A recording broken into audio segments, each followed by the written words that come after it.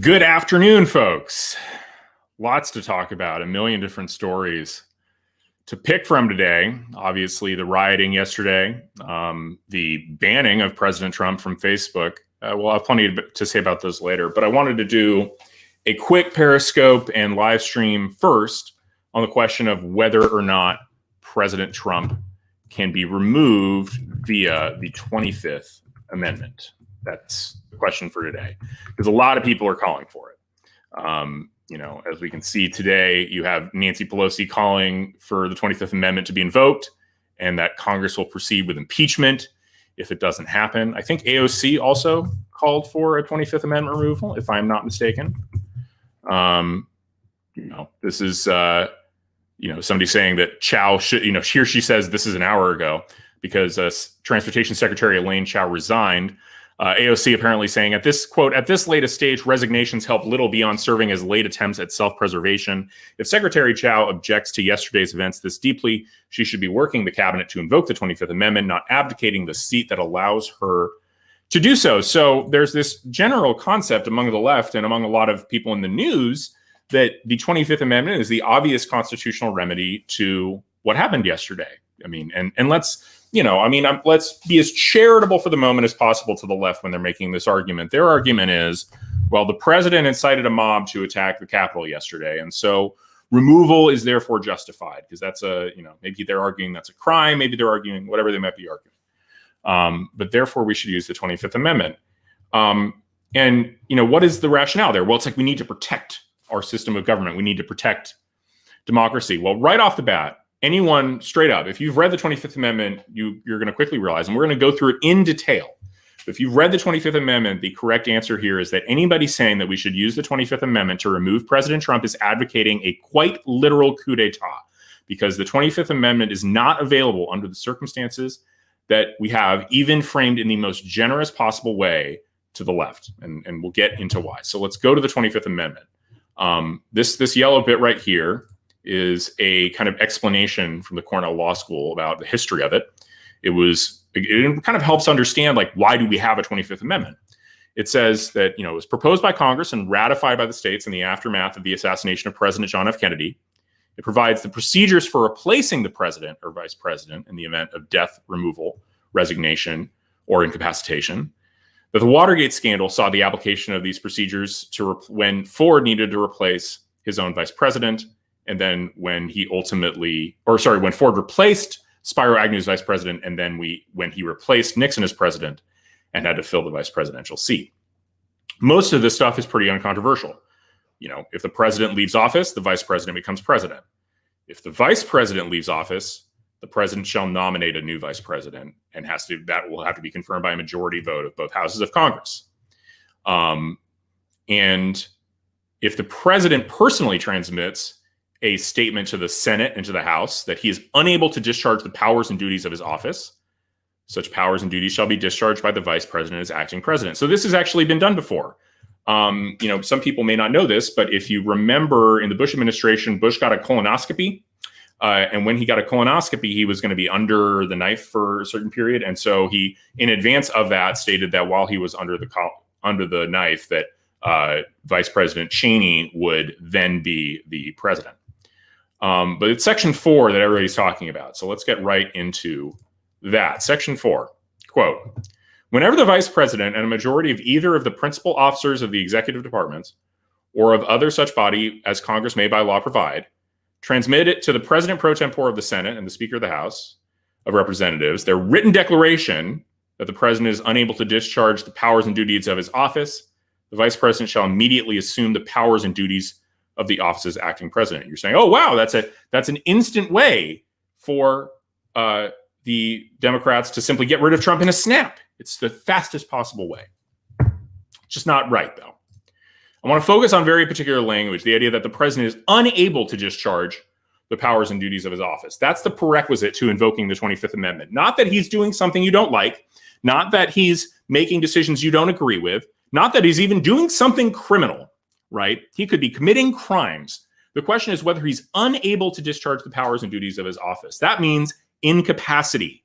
That means you're unconscious. That means you are legally insane, right? You've been diagnosed as, unable to judge right from wrong or something like that.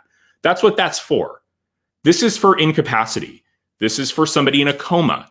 This is for somebody who's lost the ability to speak. This is for somebody who cannot physically, is incapable, unable to discharge. Invoking it in a circumstance where it's merely the president has acted in a way that you think is appalling, it's wrong. That's unconstitutional. That's a coup. And for the same people who are saying so aggressively that what happened yesterday is a coup d'etat when it wasn't, it was awful and horrible, but not, that wasn't a coup d'etat. There wasn't a literal physical attempt to take over the government. For people to say that that's coup d'etat, but then invoke the 25th Amendment when it is clearly inapplicable in order to snap their fingers and remove the president from office, that's a literal advocacy of a coup d'etat. So that's one point. It's just wrong, immoral, is not the right thing, can't possibly work. But there's a second point that's not so obvious, is that people don't talk about what happens after you invoke the 25th Amendment. What's the next consequence, right? It doesn't just stop there. Thereafter, when the president transmits to the president pro tempore of the Senate and the Speaker of the House his written declaration that no inability exists, he shall resume the powers and duties of his office unless the vice president and majority of either of the principal officers transmit, essentially reiterate what they were going to say. So this actually gives the president an opportunity to just write a letter and immediately resume his office, right? So let's say vice president got the cabinet together. President Trump could immediately write a letter that says, you're wrong. I'm perfectly capable of discharging the duties of my office. Thank you. Also, by the way, you're all fired. That could be a thing that happens. Remember, the problem here is that this is totally reliant on the president's subordinates doing things to invoke this article. And the problem is, the president has firing authority over the people who are supposed to carry this out. So he could very quickly transmit this written statement, immediately fire the relevant people who did this, and that would stop it. But let's say that didn't work. Let's say he couldn't immediately fire the rebelling cabinet ministers, and or the cabinet secretaries, and those secretaries reiterated that the president was supposedly unable to discharge the duties of his office in the face of them discharging them. It says that there would have to be Congress would actually have to decide the issue, assembly within 48 hours for that purpose, if not in session. And if Congress decides by a 2/3 vote of both the House and Senate, then the vice president would assume power, right? So if President Trump contests a 25th Amendment removal, then in order for for him to lose power, I think it is they would have to be a 2/3 ruling. Let me see. I actually have to read this carefully because it's sort of complicated. The language here is a little bit confusing. Quote, if the Congress, within 21 days after the receipt of the written declaration, or if Congress is not in session within 21 days after Congress is required to assemble, determines by 2/3 vote that the president is unable to discharge the duties of his office, the vice president shall continue to discharge the same as acting president. Otherwise, the president shall resume the powers and duties of his office. Right. So basically, it looks like there has to be an affirmative 2/3 vote by both House and Senate for the president to be removed. That's more than impeachment. That's the important thing to say here, right? Impeachment only requires a majority in the House to impeach and then a conviction by 2/3 of the Senate. This literally requires 2/3 of both. It's actually harder. So not only is this massively unconstitutional, flagrantly unlawful, but it's also the more difficult mechanism of removing him. Now, could the president be removed by impeachment? Yes. It's very challenging to do so in 2 weeks, right? You have to have a whole trial, I think. I have to look into exactly what procedural rules could be waived in the event of a conviction, whether or not they would be a lawful trial if it were just an immediate voice vote. But this 25th Amendment thing, it's false. It's absolutely false. And the idea that people who are seriously talking about protecting the Constitution are stretching the 25th Amendment to include merely he's doing things we don't like, there's a remedy for that. It's impeachment. You think the president committed a crime yesterday by inciting a mob, inciting violence? Impeach him. That's a crime. Impeach him. But you can't just say he's unable to discharge the duties of his office when he's clearly capable of doing so. You have no evidence that the president is incapacitated. You have no evidence that the president doesn't know right from wrong. You have no evidence that the president isn't acting, capable and, for example, he would be competent to defend himself. Like the people who are saying, if you were unable to discharge his duties, that's pretty analogous to me to someone that you couldn't even try. That would be determined legally insane. Those same people are often talking about prosecuting him for his crimes. Like if you're doing those two things, it's just completely incoherent. So that's kind of, that's the basic argument. And so that's the presentation. And I'm going to take a look at comments. And if you have questions, now's a great time to do them. Also, if you're still watching and you have a chance to do this, remember that Periscope is going away in about 2 months, 3 months. And so we're trying to, get people to move and be subscribed to the channel on other platforms. So please go to youtube.com/human events and subscribe. That's a huge favor to me. You can also look us up on Facebook at facebook.com/human events media. I think that's, that would be that. If you actually want to do it, if you're on Facebook, that's the place to go get us there. And that we live stream to both of those places every time we live stream to Periscope. Okay, comments. Quote, how can we stop this? An important question. I don't think ultimately that we will need to, because either one of these mechanisms is very lengthy and a pain in the ass, provides like a number of legal problems. I don't see the president being impeached 2 weeks before he's in office. I think, moreover, the president has already said that he will consent to a orderly transition from power, even if he has not fully conceded the election, which means he will leave. So I don't think the incentive is there among Republicans to try and remove him, even if they were inclined to do so. So somebody says, Forever says, I think Dems may take it too far, hurting their case, but I guess it doesn't matter now. I mean, I think it matters that if they're getting on their high horse about constitutionality and adhering to the Constitution, they're then willing to stretch the 25th Amendment in this way, right? Like, I mean, the whole last week was people saying that Josh Hawley and Ted Cruz needed to be expelled from the Senate for sedition because somehow they're stretching the right to object to electoral votes, which has much more of a basis in the constitutional text and in the law than does a 25th Amendment removal. So I think, I mean, who knows whether actually anybody cares about the law anymore? That's a fair question, but I don't think that will be relevant. Who is this? Whoa, let's get you banned. So hold on, let's see what else we have here. Does most of Congress members not understand the Constitution? Trump got VP issue wrong too. I mean, I agree. It seems like people really don't understand it. I thought yesterday it was pretty obvious. One of the most obnoxious things that Trump did to Pence was claim that he had the legal authority to unilaterally overturn the election. I mean, he just clearly doesn't. The text is actually, this text of the 12th Amendment is really crystal clear on this. Like, here is what you must do. It doesn't provide any discretion to evaluate or reject. It like literally tells the Pence that he shall open the certificates, and that the legislature, the Congress rather, shall object or not object to them. That's mandatory language. That's part of the law for hundreds of years. So, somebody says, so this is more for political theater. I think Patio 4930. That's the way to think about it. I think that's actually, a pretty crystal clear way of looking at what's going on. Serious question. If they do this, will he lose his Secret Service detail? I don't think so. The Secret Service covers ex-presidents in addition to presidents. It might go down, but I don't think his Secret Service detail would simply disappear. So I wouldn't be too worried about that. What else do we have? Let's see. Tricia says, I'm a conservative and I hate where it's all gone to hell in a handbasket. Yeah, I'm not a fan of what happened yesterday. I think, I mean, it's one thing to say, like, clearly the left did a ton of rioting over the course of the summer and caused a lot more death and a lot more damage and was cheered on by the media. All that can be true. And it's still not a good, we're not the rioting side. Like, it doesn't make our riots okay. And I think that's bad. Bastiat asks, would Trump even agree to the 25th? Would he resign? I don't think he would.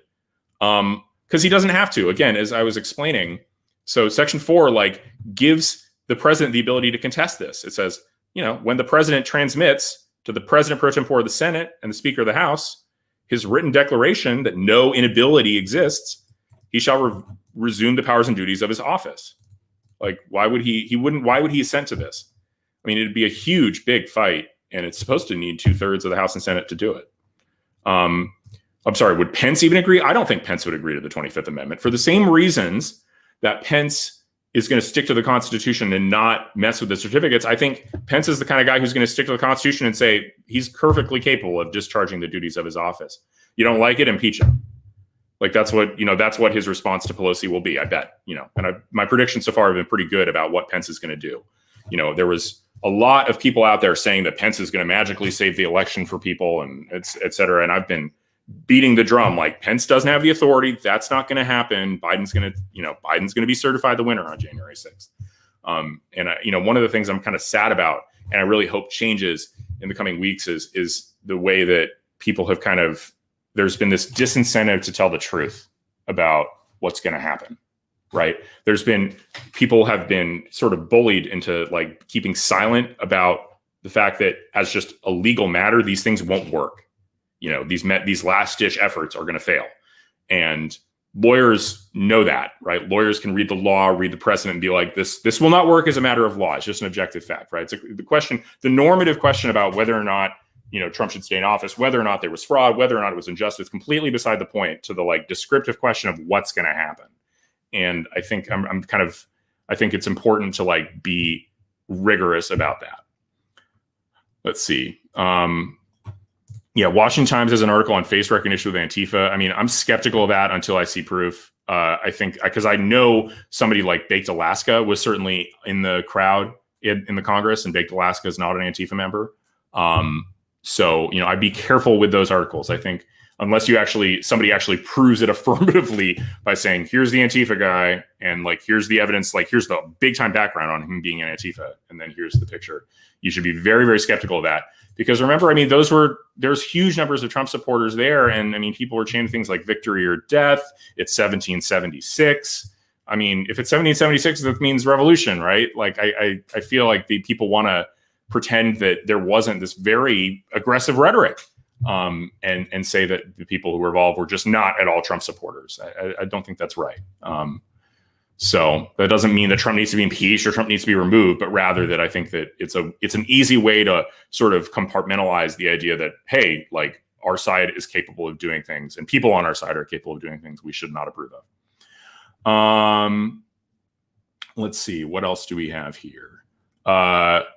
Somebody says, as if Dems have not committed crimes. That's true. Dems have committed plenty of crimes. I agree that Trump will be seated until January 20th, but I do not believe he'll be in office after that.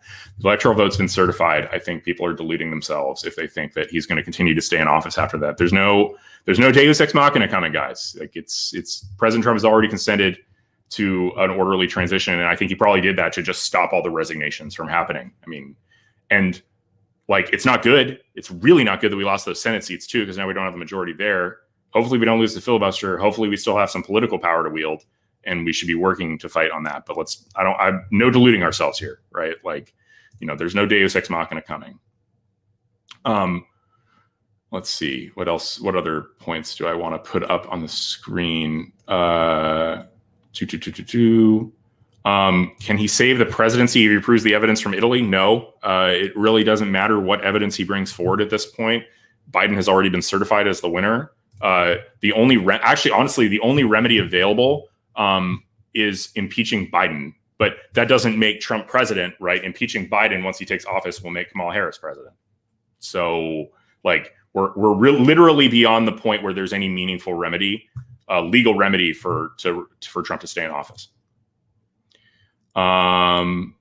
Somebody says, can they say he's unfit? I mean, they can try and say it, right? Nobody's saying they can't try and say it, but it would set into motion this very bizarre set of events, Dylan, about what would happen. I mean, okay, let's say Pelosi tries to invoke the 25th Amendment, or sorry, rather, Pence and the cabinet tries to invoke the 25th Amendment. President Trump immediately signs a letter to the House and Senate saying, I am perfectly capable of discharging the duties of my office. And then immediately after doing so and reassuming his powers, he issues firing notices to all the cabinet members who joined this effort, right? Like, why couldn't he do that? Like, he has plenary, all cabinet secretaries serve, or basically every cabinet secretary serves at the pleasure of the president. He has firing authority over them. That's the way our system of government works. So the part of the problem with this whole, bizarre idea is it doesn't work if like he can just fire them and clearly demonstrate that he can run the office, that he can like make decisions in foreign policy and stand up and give speeches, that he's not literally insane, right? Not just like, oh, he's out of his mind, what he's doing is crazy, but more like, no, he can't tell right from wrong. He can't perceive reality at all. Like, he wouldn't be fit to defend himself in a court of law if he were prosecuted, right? That's the kind of thing where this is applicable to. Let's see, what else do we have? Somebody says, if the California government says he won't count the votes of white people, courts decline certify, what is the remedy? The remedy would be, there's a few possible ones. Obviously, that would be, federal courts would have a big problem with that. That would actually be a place where a federal court could, point to the Constitution and the Voting Rights Act and the 14th Amendment and say, no, you can't just racially discriminate on the basis of votes. So it's almost impossible to conceive of a situation where this would happen and you wouldn't see federal courts immediately step in and order the California vote counters to count the votes of people of all races. That's the answer to that question. I'll take a couple more questions here. Somebody says, so I'm guessing Trump's chances at another run in 2024 are over now. I think they're lower after yesterday. I don't think they're particularly high. I thought yesterday was just a pretty bad way to go out in general. What else is there? Can DC bring state-like charges for inciting a riot, or only federal law apply? I actually don't know. That's an interesting question. Like, who has jurisdiction over what happens in Congress? Because everywhere, I think it probably not. Ultimately, DC is not a separate state, right? DC is a district ultimately under the sovereignty of the federal government. So the idea that I think this is pretty clearly within the bailiwick of federal offense. So I think it's Carl Racine who's the AG. I don't think he could do anything. Should Trump declassify everything? I think so. One of the things, I made this point on Twitter, but I think it's a bit, one thing I really disliked that Trump did yesterday was he essentially hung Mike Pence out to dry. I thought Mike Pence has been extraordinarily loyal to the president over 4 years. And in the face of a lot of withering criticism and a lot of people suggesting that he should betray the president, he never did. And he just was doing his job as he understood it under the Constitution, which is how I understand the 12th Amendment, I think it is.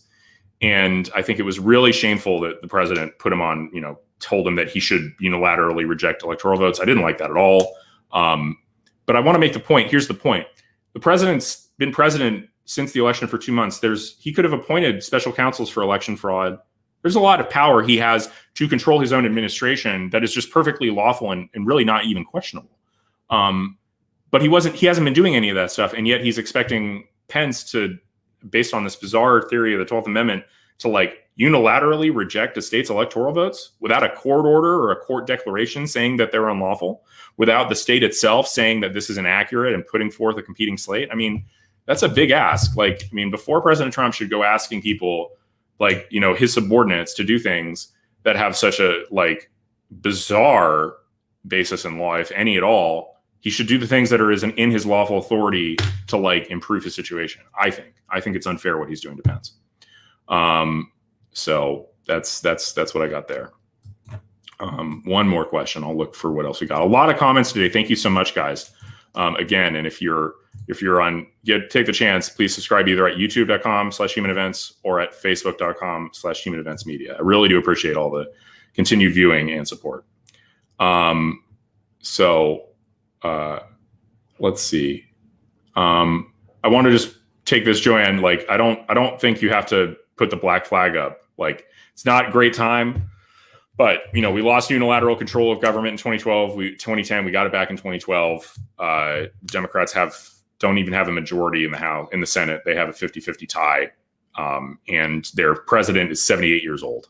I think the people who are saying this is the end of the world, we can't do anything, I think they're overreacting. I think everybody needs to just calm down and take a slight chill. Okay.